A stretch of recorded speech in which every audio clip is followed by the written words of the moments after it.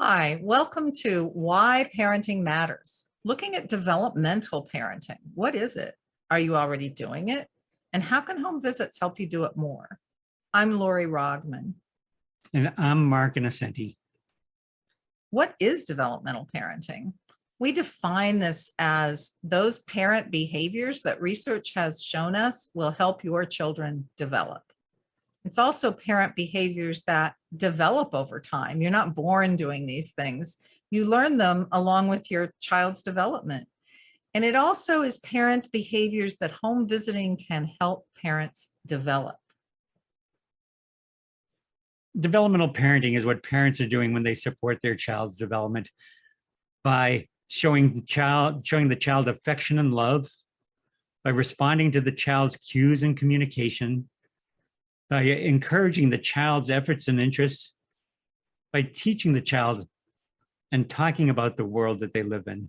These are behaviors that parents engage in, and we have identified a list of behaviors that encompass these things that parents do on a regular basis that do have positive impacts. Behaviors you're already doing every day are good for your child.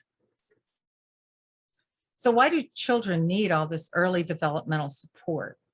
Well, that first symbol there is a brain. Early brain development is fast.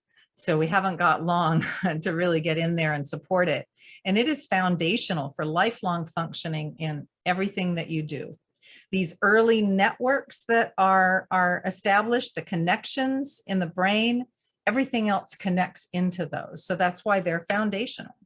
That next symbol is a heart for early secure attachment relationships. They are foundational for lifelong social functioning. All of your social relationships and interactions are influenced by that first caregiving relationship. That third symbol is a conversation bubble because early language exposure is foundational for lifelong communication and learning. Babies need to hear the sounds of their language so that they'll be able to recognize those sounds later and make those sounds when they start speaking. And finally, that last symbol is about early movement and motor practice that's foundational for all your movement, exploration, and learning. We're now seeing delays that we didn't see at all in the last century because we've had two very successful life-saving campaigns about car seats and putting babies on their backs to go to sleep. But we started seeing children in car seats when they're nowhere near a car, and babies being put to sleep on their backs when they're already easily able to roll over in both directions. And those have led to some problems with motor skills, children not moving or reaching those milestones, and sometimes developing a flat head. Some children need even more support because of adversity. If you experience one of these, a trauma, a loss, maltreatment, toxic stress is the kind of stress that's just there all the time, goes up and down, but you can't control it and it never really goes away. You can survive a couple of those, but if you have very many, it leads to long-term health problems, a shorter life, behavior problems, learning challenges, relationship and family problems, and life problems. Young children are even more vulnerable, and children with a developmental disability or a delay are even more vulnerable. I've put poverty and disability in small letters in that adversity box because they're not directly an adverse experience, but they do increase the risk for adverse experiences. But you may know people who turned out just fine. They didn't have these long-term outcomes. And we call them resilient. And what that means is that they're doing better than we'd expect given what they've been through. But it turns out resilience is made of pretty ordinary things: attachment security and competence, meaning these children know how to communicate, they can solve problems, they can explore, and they're confident about what they can do. And what we know is that responsive developmental support from caregivers leads to that kind of resilience. And that's what we call developmental parenting. So we can promote this buffer of resilience with developmental parenting home visiting. So if we look, developmental parenting predicts better child outcomes. And this has been demonstrated in research that's been done by us and by others as well. The 4 behaviors, the parenting behaviors that we talked about earlier, affection, responsiveness, encouragement, and teaching. When you engage in those behaviors, it leads to more social emotional development, such as security and self-control, better cognitive development, exploration, problem solving, better language skills, communication and vocabulary, and better fine motor skills, especially eye-hand coordination in a study we've done. But in the larger research we've done looking at these skills and looking at children over time, we find that the more of these behaviors, and it's not necessarily more that you have to do them all, but that you are doing a number of them and you're doing them regularly. When you do that, it leads to better development for typically developing children and for those with disabilities. And in fact, the research shows longitudinally that if you do these things when your children are young, you'll have better outcomes when the children are older, and the outcomes are even stronger for children with disabilities. Developmental parenting is especially important when children are young, and especially when they have a disability. It's also important when families are stressed, especially in poverty, but also when they have a child with a disability, because that creates its own source of stress. But your home visitor can help you even when it's hard. We talk about red flags, which are signs of ineffective home visits. And the flags are, the first is you leave the room during a visit. One of the things we emphasize is that really the process is the home visitor working through you to the child.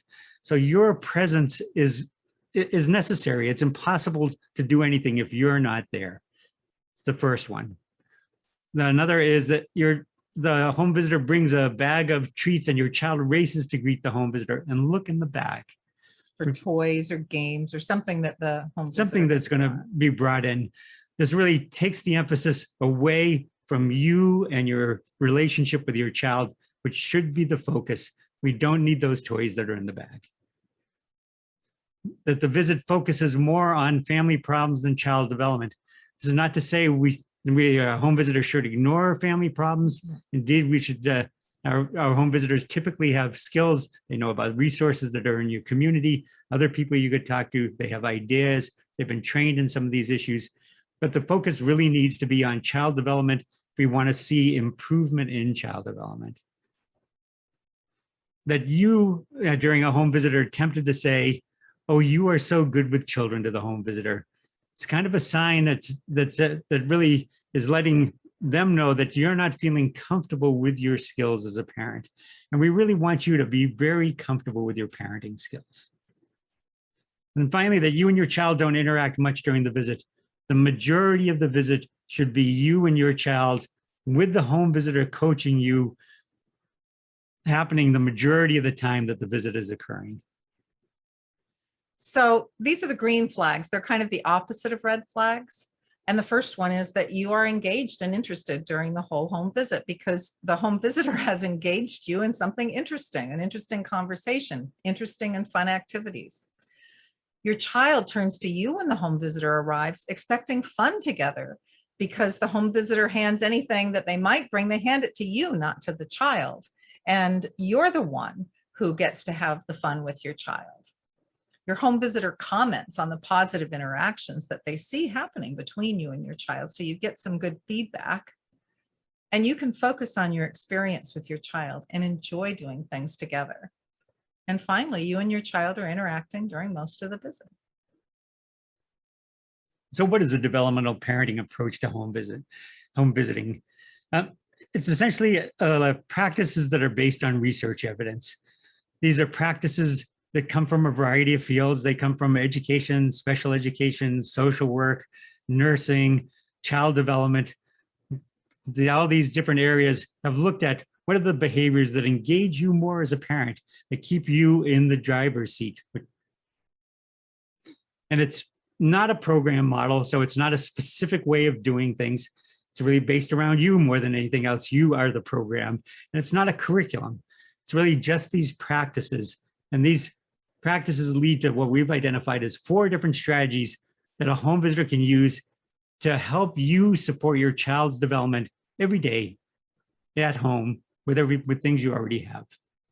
So the first strategy is building relationships. And that includes first just supporting your relationship with your child, helping you develop that relationship, but also your working relationship with the home visitor so that you can trust them, so that they get to know you and what works for you that might not work with another family, what's important to you with your child. The second strategy is responding to strengths. You've probably heard people talk about being responsive to your child, which essentially means that if they talk, you follow their talk and you talk back. If they make sounds, you follow that. But responding to strengths is that, and it's broader as well. It's the home visitor responding to your strengths. Exactly. So it's doing what you already do with your child, using what you already have in your home, and it's based on your experience, your knowledge, your skills, and your interests. The third strategy is facilitating those interactions. This is really the heart of these home visits, and it's making it easier with fun, useful activities that you can do again and again. And then reflecting together on how it went, how it worked for you, how it worked for your child, how you would do it again, how you might do it differently. And finally, the fourth strategy is collaborating as partners. You hear people talking a lot about parents and professionals as equal partners. Collaboration is the skills that really makes that true. And it is really done by focusing on your goals for your child, real goals for your child that you have. Your choice of activities, how are you going to get to those goals? What activities will help lead you and your family in that direction? And that you are your child's best teacher. It's putting you in a position where you are in charge of what's going on. So the key idea of this developmental parenting approach is that the parent is behind the wheel. You are in the driver's seat. And the home visitor is shining the light on your path that leads where you want to go. They're a navigator. They don't grab the wheel, they don't drive, but they will navigate. They'll tell you what's coming up ahead and what your choices might be, but you get to make your choices. So your home visitor can help you do more of what you're already doing that supports your child's development. You have choices. You get to choose the destination, your goals, your way of getting there. If you like structured activities to do every day, you can ask for that. If you like helping your child in your everyday routines, which can be a very strong way of developing skills that are useful for your child, ask for that. If you want a more joyful life with your child, if you want to just enjoy interacting with your child, ask for that. So you can grab the wheel and enjoy the drive and use your home visitor as a navigator to go where you want. To learn more about developmental parenting and a developmental parenting approach to home visits, watch for our developmental parenting workshop for Plumtree parents. We hope to see you there. Thanks. Bye.